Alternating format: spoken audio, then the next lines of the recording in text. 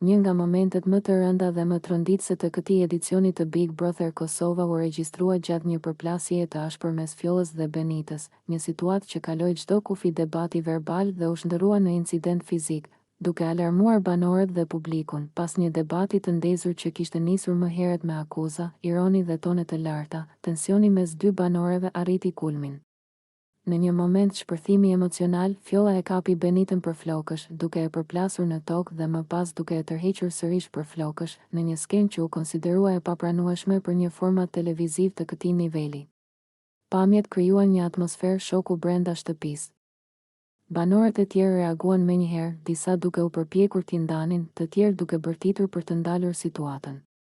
Produksioni ndërhyri për të rikthyer qetësinë, ndërsa publiku mbeti i tronditur nga ajo që po ndodhte para kamerave. Menjëherë pas incidentit, Benita, dukshëm e prekur emocionalisht dhe e revoltuar, reagoi me fjalë të forta, duke theksuar se kontakti fizik është i ndaluar rreptësisht, nuk duhet të më prekësh me dorë.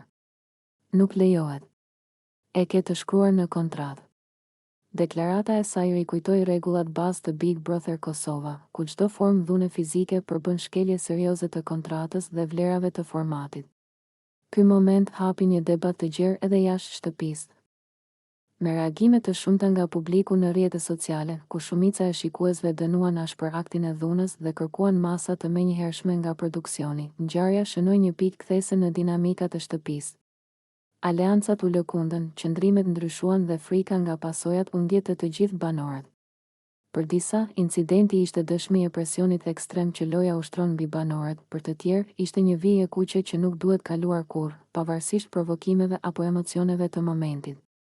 Ky episod rikthen në vëmendje faktin se Big Brother Kosova është një eksperiment social ku nervat shpesh testohen në maksimum, por